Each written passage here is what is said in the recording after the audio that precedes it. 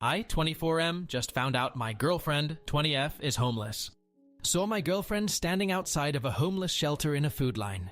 We've been dating for a couple months, and I want to offer her to stay at my apartment, but I don't want to completely dominate the power balance in our relationship, or make her feel like she owes me. Yesterday morning, I went to go out for a walk around the city and noticed a girl that looked familiar standing in a line at a homeless shelter. I took a double glance and saw a hoodie that was mine, and then recognized my girlfriend, Kat. I was pretty shocked by seeing her there, but didn't approach her because I didn't want to embarrass her or anything. So for background info, I met Kat in February at a Dunkin's. I started making small talk with her when I saw we were both wearing the same Dodgers hat. I offered to pay for her drink after shooting the shit for a minute in line and got to know her when she asked if I wanted to sit down with her. As we were finishing up our drink, I asked her out on a date and she accepted. As the last couple of months went by, things were going great with us. I learned that she was working 2 jobs, wanted to go to college, was a devout Catholic. She invited me to attend Mass. I'm not Catholic, but went out of respect. Yet I noticed that she never brought up her family except when she mentioned her dad, who was a Marine that passed away when she was a kid. Fast forward to the present, and I ended up sending a good morning text inside the Dunkin's, as I was looking to see if it was really her.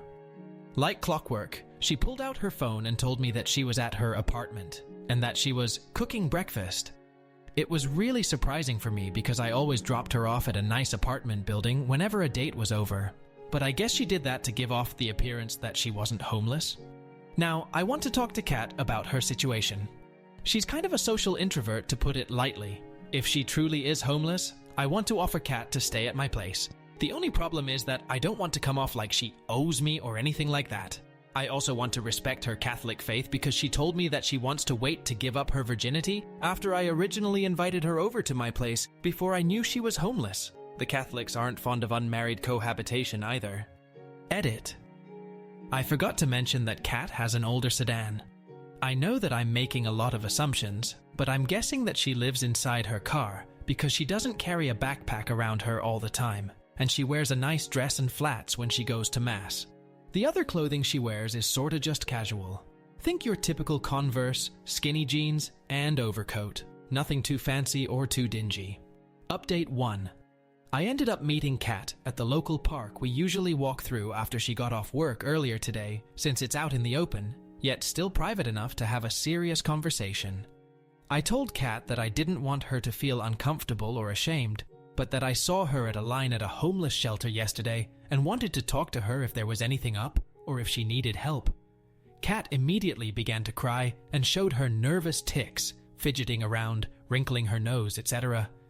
She began stuttering on her words, and I consoled her until she began to gather herself again.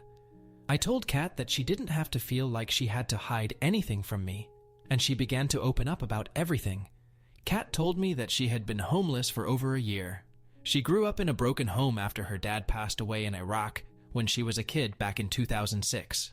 Her mother fell into alcoholism and had pretty much blown whatever savings she had from the death gratuity she received and basically lived paycheck to paycheck.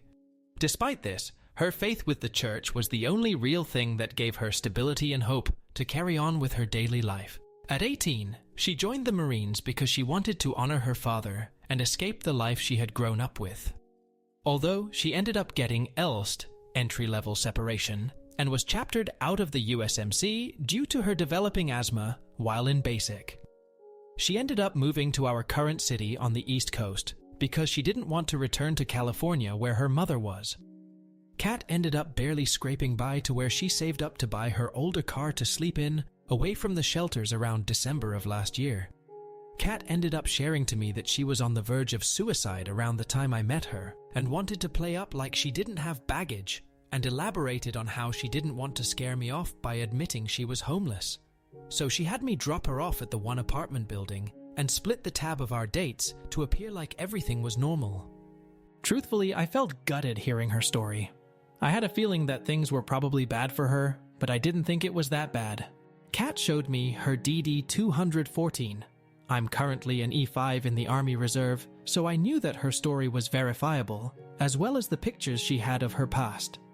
I told her that I wanted to help her out in any way, and that I was open to having her move to my place with the added kicker that we could go to IKEA to get her a bed set to make my living room into her living space, since I wanted to respect her physical boundaries that was in place from her Catholic faith. Kat was very hesitant because of her pride, and she didn't want to come off like she was accepting a handout due to pity, but I reassured her that it wasn't with a handout or come with a catch. I told Kat that I loved her, first time I said that, and wanted to help her feel secure. She looked at me with a sort of disbelief and asked me if I really meant it, and I did. Kat reciprocated by saying that she loved me too and accepted. As far as the conditions go, I told her to meet me at 30% of the rent and to put whatever money she had into starting summer classes at the local community college, and that she could stay with me for as long as she wanted if she felt comfortable with premarital cohabitation. A last thanks for the advice on everything. Our convo was a long one and took a lot emotionally from Kat, so she is currently crashing at my couch until she wakes up so we can get her bed at IKEA later tonight.